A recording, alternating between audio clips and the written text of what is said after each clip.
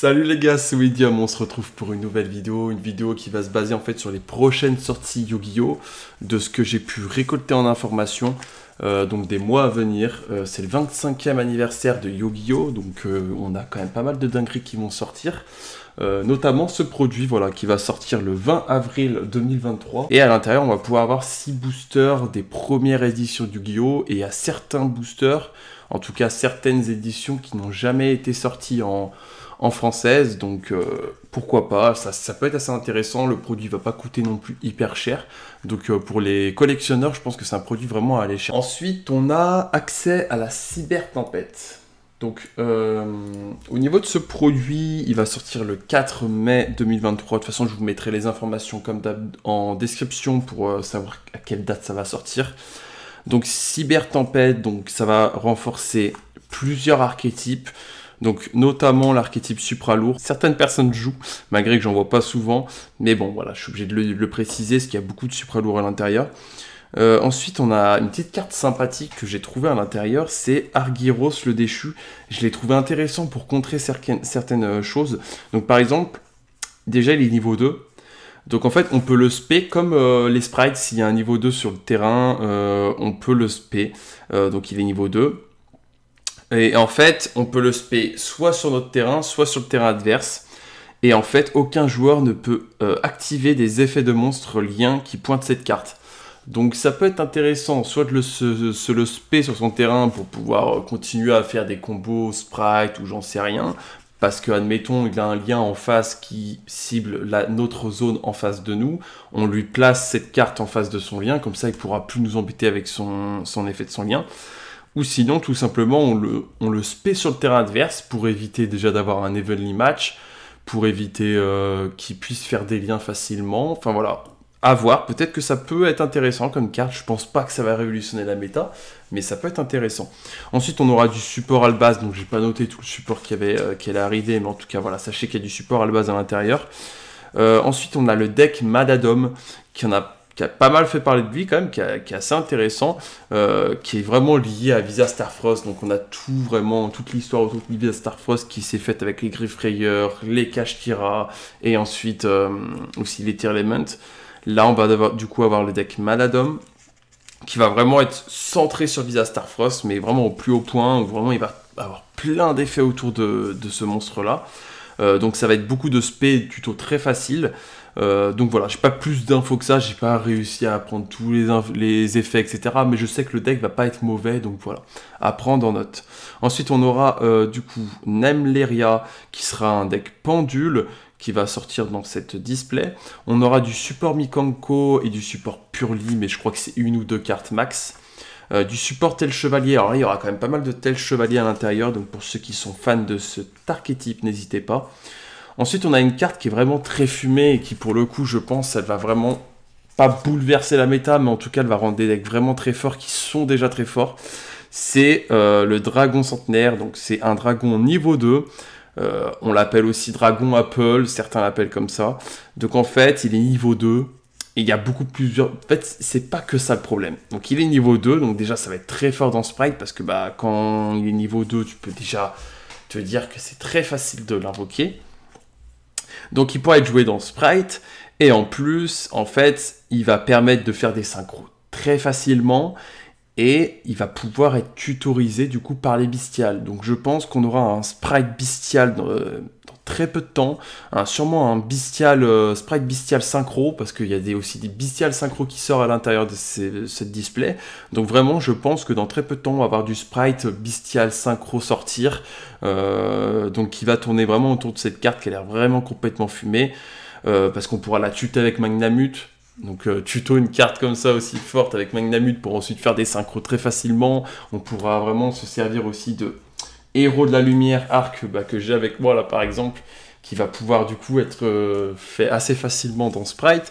Donc voilà, à voir, mais je pense que vraiment cette carte va vraiment coûter sûrement cher, parce qu'elle va sûrement être jouée soit 3 soit 2 dans les decks Sprite Bestial.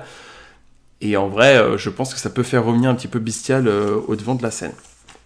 Après, tout dépend comment Kashtira va être touché dans les prochaines banlists, mais à voir. Voilà. Ensuite, les survivants sauvages. Donc ça sort le 1er juin. Donc là, on était le 20 avril et on était le 4 mai pour les cybertempêtes. Donc après, il faudra attendre juin avant une nouvelle sortie. Donc on aura quand même un bon mois sans sortie pratiquement. Après, bon, il peut y avoir des décalages, des nouveaux produits qui vont être annoncés, donc ne prenez pas vraiment les dates en note, mais sachez que ça va être aux alentours de ces dates-là. Donc le 1er juin 2023, on aura les survivants sauvages. Pareil, c'est un archétype qui va vraiment beaucoup intéresser les joueurs méta, je pense, parce qu'à l'intérieur, malgré que ça soit une display un peu plus secondaire, une extension secondaire, parce que c'est avec des collecteurs rares, j'aime pas trop ce genre de display, parce que la plupart du temps, je trouve que c'est... En fait, on n'est jamais rentable avec ce genre de display, parce qu'avec les collecteurs rares, c'est souvent des displays, on n'a que 3 ultras à l'intérieur, et c'est compliqué. Mais bon, à l'intérieur, j'ai quand même un archétype, moi, qui me plaît beaucoup, c'est âme victorieuse, et en fait, ça va vraiment être basé sur... tu vas invoquer ce monstre, ensuite il y aura un effet rapide, tu révèles soit un monstre, je sais pas, ténèbres, feu, etc. En fonction de l'attribut, on aura un effet spécifique à ce qu'on a révélé. Donc si on a révélé, je sais pas, par exemple, un monstre feu, tu auras un effet par rapport à ce que tu as révélé comme monstre. Et ça, c'est un effet rapide, donc on pourra le faire pendant le tour de l'adversaire, donc ça va vraiment être un deck très basé sur en fait, on va jouer pendant le tour de l'adversaire, hein, vraiment, ça va vraiment être ça, pour essayer de bloquer les combos, pour essayer de péter des cartes, pour essayer de faire pas mal de choses, et j'ai vu que c'est franchement très intéressant, donc franchement, âme victorieuse va vraiment être pas mal, donc c'est un deck à l'intérieur. On aura aussi du Transcend Draco, donc c'est du support Draco, et on aura aussi le deck Nouvelé ou Nouvelaise, je sais pas comment on le dit, ça va être un deck rituel, qui pour le coup va être basé sur un peu si la carte Nouvelaise est ciblée par une attaque, on pourra sacrifier un monstre Nouvelaise, sacrifier un monstre du terrain adverse, et ensuite on pourra réinvoquer un monstre Nouvelaise. Nouvelé ou Nouvelaise, je sais pas comment on dit, donc voilà. Mais en tout cas, sachez que moi, ce qui m'intéresse le plus, en tout cas dans cette display-là, les survivants sauvages, c'est bien évidemment âme victorieuse, qui vraiment, c'est ce monstre-là. Je sais pas si vous le voyez bien, mais c'est ce monstre-là qui m'intéresse le plus. Après, pour les joueurs dino, n'hésitez pas, parce qu'il y a quand même pas mal de petits supports dino qui vont sortir à force là, dans les prochaines displays là aussi, donc n'hésitez pas. Ensuite, on a Bataille de légende Monstrous Revenge. Déjà, il faut dire, j'adore les boosters. Du peu que je vois, je trouve ça hyper classe. L'écriture en orange comme ça, c'est super stylé. Donc pour le coup, déjà, je kiffe déjà au niveau de l'apparence. Donc il faut savoir que on n'a pas trop d'infos pour le moment dessus. Mais on a enfin l'info sur le fait que Engage en format alternatif, vous savez, toutes les cartes en format alternatif qu'on a vu pop sur Instagram, ça va sortir normalement dans cette display-là. Donc pour les gros fans de SS, Engage en format alternatif va sortir dans cette display. On aura aussi un Carter Century Secret Rare, donc je ne sais pas encore à quoi ça ressemble, mais on en aura pour Zeus, Rite de la Ramésir et Bienvenue Labyrinthe en Centauri Secret Rare. Et après il y aura sûrement d'autres cartes, mais pour le moment j'ai pas d'infos. Donc on verra de ce que ça donne en termes de rareté, en termes de beauté. J'ai hâte de voir ça, parce que vraiment ça peut m'intéresser, et je trouve la display super belle déjà. Enfin les boosters en tout cas sont très beaux, donc j'imagine que la display va être très belle. Et ben ensuite on a le 13 juillet 2023, on a les réimpressions en display ce coup-ci des premières éditions de Yu-Gi-Oh! Donc avant, vous savez, je vous avais parlé du coffret qui sort le 20 avril, donc dans très peu de temps, dans 20 jours à peu près, on a les coffrets avec justement ces boosters à l'intérieur. Là on aura carrément les displays, donc vous pourrez acheter carrément une display des 25e anniversaire de Blue Eyes White Dragon, donc qui étaient donc les premières vraiment les premières éditions de Yu-Gi-Oh! J'imagine que ça va pas exactement être les mêmes cartes, enfin quand je dis les mêmes cartes, ça va pas être, je pense, des cartes imprimées avec les anciennes machines. Je pense que ça va être vraiment des impressions avec les nouvelles cartes, mais en reprenant en fait toutes les anciennes cartes qui étaient à l'intérieur. Je pense qu'ils vont pas bouger grand chose. Ce qui serait intéressant, c'est qu'ils rajoutent des raretés, parce que c'est vrai que maintenant, juste avoir une ultra dans des displays, c'est un petit peu décevant. J'espère qu'ils vont justement mettre cette fameuse rareté Quarter Century Secret Rare à l'intérieur. Ça pourrait être marrant, et ça pourrait un petit peu faire la différence avec vraiment les premières éditions qu'on avait pu voir dans Yu-Gi-Oh! Pour quand même faire une sacrée différence avec les displays d'origine, pour que les collectionneurs ne soient pas non plus, on va dire, un petit peu qui se passe pas à voir, parce que c'est vrai que c'est dommage pour les gros collectionneurs. J'imagine bien que eux, quand ils ont dû voir la nouvelle, ils ont dû être très tristes quand même. Mais voilà, pour moi, en tout cas, qui suis tout nouveau sur... Enfin, tout nouveau. Ça fait 2 ans que j'ai appris Yu-Gi-Oh! Mais c'est vrai que quand je vois ça, moi, je suis comme un dingue. Je pense pouvoir au moins m'acheter une display parmi ces 5. Donc j'ai hâte de voir. Fierté d'or, vous savez, c'était l'archétype qui est sorti dans Photon Hypernova. Il me semble que c'est ça, ouais, Photon Hypernova.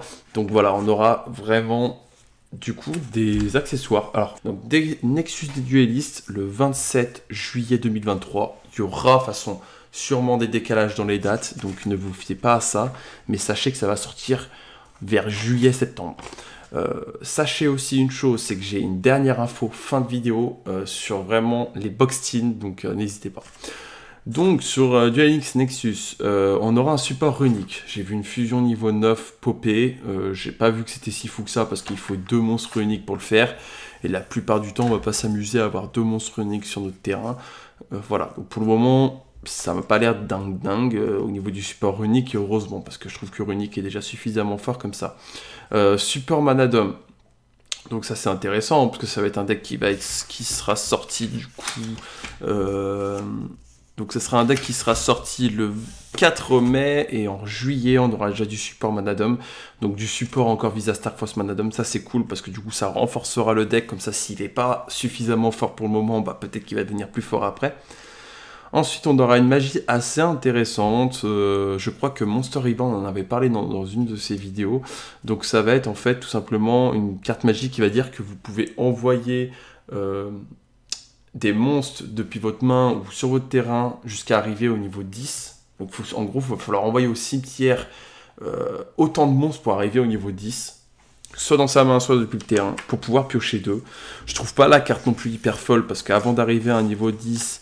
bah vas-y, à part si t'as vraiment direct un niveau 10, ça peut être intéressant, mais sinon ça va te faire la plupart du temps sacrifier 2 monstres, enfin en tout cas envoyer au cimetière 2 monstres pour piocher 2.